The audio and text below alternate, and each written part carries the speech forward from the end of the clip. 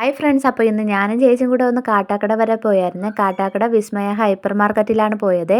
അപ്പോൾ കാട്ടാക്കടക്കാരുടെ സ്വന്തം ഹൈപ്പർ മാർക്കറ്റാണ് വിസ്മയ.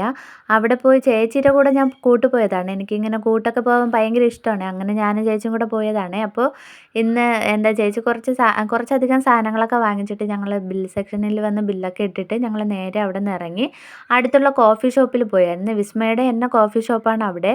അപ്പോൾ അവിടെ പോയി 2 കോഫി ഓർഡർ ചെയ്തായിരുന്നു. കോഫിയും പിന്നെ 2 ഉഴുന്ന് വടയും 2 പപ്സും വാങ്ങിച്ചു. ഒരു വെജിറ്റബിൾ പപ്സും ഒന്ന് എഗ്ഗിൻ്റെ പപ്സുമാണ്. അപ്പോൾ വെജിറ്റബിൾ പപ്സ് എനിക്കാണ്, ഞാൻ നോമ്പായതുകൊണ്ട് വെജിറ്റബിൾ പപ്സ് പറഞ്ഞു. അപ്പോൾ അതൊക്കെ കഴിച്ചിട്ട് ഞങ്ങൾ നേരെ വീട്ടിലോട്ട് പോയേ. ഞാൻ വിസ്മയിൽ നിന്ന് ഒരു സാധനം വാങ്ങിച്ചായിരുന്നേ, അത് കാണിച്ചു തരാമേ. ഇതാണ് ഞാൻ വാങ്ങിച്ച സാധനം, ഫെലൂഡയുടെ പാക്കറ്റാണ്. അപ്പോൾ വീട്ടിൽ വെച്ച് തന്നെ ഫെലൂഡ ഉണ്ടാക്കി കൊടുക്കാമെന്ന് വിചാരിച്ചിട്ട് വാങ്ങിച്ചാണ്. അപ്പൂസ് ഞാനും കഴിച്ചിട്ടുണ്ട് ഫെലൂഡ. പക്ഷേ ആദ്യക്ക് ഇങ്ങനെ തണുപ്പായതൊന്നും കൊടുത്തുവിടാത്തതുകൊണ്ട് ഞങ്ങൾ കൊടുത്തിട്ടില്ല. അവൻ കഴിച്ചിട്ടില്ല ഇതുവരെ. അപ്പോൾ ഞാൻ ഈ പാക്കറ്റ് കണ്ടപ്പോൾ അവനെ ഓർത്തിട്ട് അവനെ ഉണ്ടാക്കി കൊടുക്കാമെന്ന് വിചാരിച്ചു.